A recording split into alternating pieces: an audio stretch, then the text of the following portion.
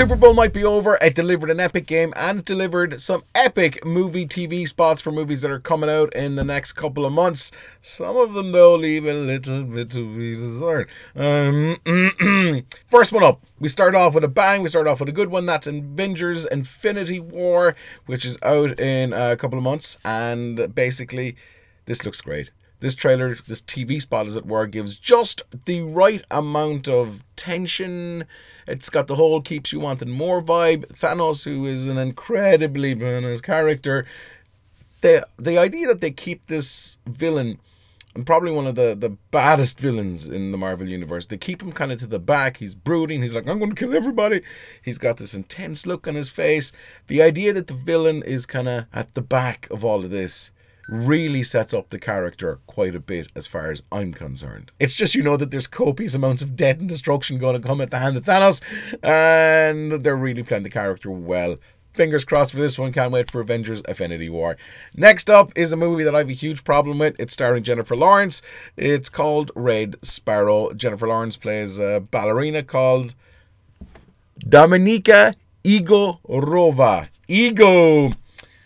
Look, this is another movie that just seems to be a female-led movie for the sake of it. Look, don't get me wrong, and don't start writing and complaining.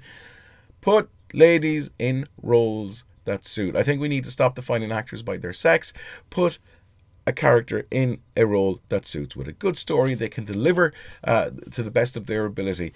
This Red Sparrow movie just seems to be a case, well, you know what, we haven't had a female spy movie for a while, so let's make that. And you know, all these women movies are popular now, and the whole Soul Justice Warrior people will love us. It's just for the sake of it. I really had to stop watching this. She's got a dodgy accent. I like Jennifer Lawrence. I think she's a really talented actor, which is politically correct now. But this thing just seems to be, a lady movie for the sake of it, and it's really disappointing. I think it's more sexist to shove somebody into a role just because of their sex than anything else. Okay, so I had enough of Red Sparrow. I'm sorry if you like Jennifer Lawrence. I do, but I will not be going to see this. This was just, oh my... Yeah. Anyway, right. Let's keep the bad times rolling. I really like The Rock, Dwayne Johnson. Call him what you want. The people's champ with the eyebrow thing. I really like him. But this just looks like another movie that they said, okay, what can we make now? Okay, because when I was looking at it, I was like, okay, this reminds me of something I've seen before. You think it's got a big skyscraper, it's got an underdog, it's got explosions, it's got bad guys with dodgy accents, it's got a bunch of cleaners on an empty floor, which means, okay, they're definitely bad guys.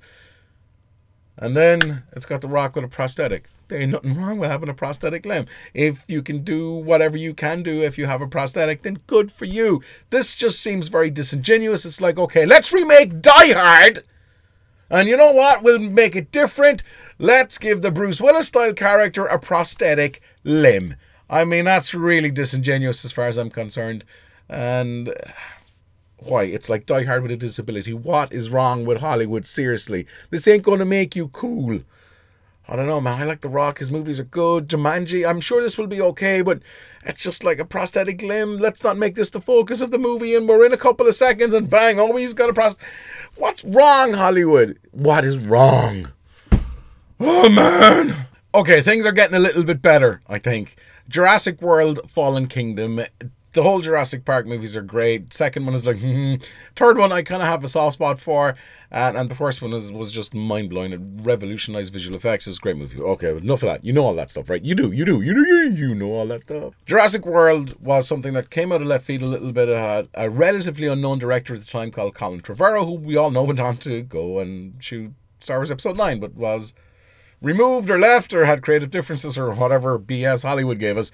So he did an amazing job with Jurassic World. It was absolutely brilliant. It was so much fun. Chris Pratt was great. Bryce Dallas Howard was great. And now we've got Jurassic World Fallen Kingdom, where basically they're dragging dinosaurs around on helicopters. I don't know. There's a new dinosaur in it that's like a T-Rex, but it's not like a T-Rex. And they've got really creepy stuff going on with like claws and jaws and heads and kids. Yeah, it looks pretty dark. I'm not sure. They seem to have an awful lot in this trailer. It's like they've put the whole movie and condensed it into this like really short space. I don't know. My jury is out. I'll give it the benefit of the doubt because I'm a huge Jurassic Park fan. But for me, This is something that's just, can't put my finger on it just right yet, but I don't know, it doesn't have what Jurassic World had that made it really, really good, I think. That's just judging from the trailer. Okay, now for me, one more to go, and this one is just amazing. Tom Cruise, Mission Impossible Fallout. This is like the 98 Mission Impossible movie or something like that. I love them. I love Tom Cruise. I genuinely think he is one of the best, and he is the biggest action star, movie star on the face of the earth. The dude broke his ankle in this movie in this insane jump. There you go. Ah! Like, the helicopter stuff in this apparently is supposed to be insane. While Cruise could fly helicopters, he never had a chopper license, so he had to go off and get a chopper license to fly the helicopters legally in the movie. And he does a lot of this. And look at Henry Cavill. Henry Cavill is just like, he's got so much intensity in this. I wish he brought a little bit more of that to Superman, but, you know, he's just, I don't know about the mustache, but everything else is just like, I really like Henry Cavill in this. But for me, I think Mission Impossible Fallout has been the best movie trailer to hit for the Super Bowl. I can't wait to see this movie. All the Mission Impossibles are great fun. They're just a big spectacle. They've got a good story. They've got Cruise. They've got a great cast. Simon Pegg is great to play off of. That's just, look, for me, it's Mission Impossible Fallout. That's the creme de la creme for the Super Bowl spots. There's two that we have left out. I'm not going to really talk about Cloverfield 3, the Cloverfield Paradox. That's already after appearing on Netflix, which was a cool publicity stunt. Streaming Netflix tonight, that was insane. But the other thing that I haven't spoken about, and there's a reason for it, is that Solo, the Star Wars story. This is the Han Solo movie.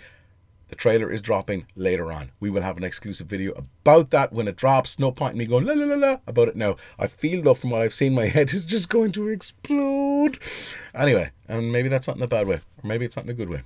So there you go, guys. That is it. Bit of a reaction video. Some of the Super Bowl spots that have been out. Some good, some really, really bad, and some what the fuck. So hit the subscribe button. We are out of here till the next episode of the vlog, which is going to be coming very, very shortly. And until then, don't stop fighting for yourself.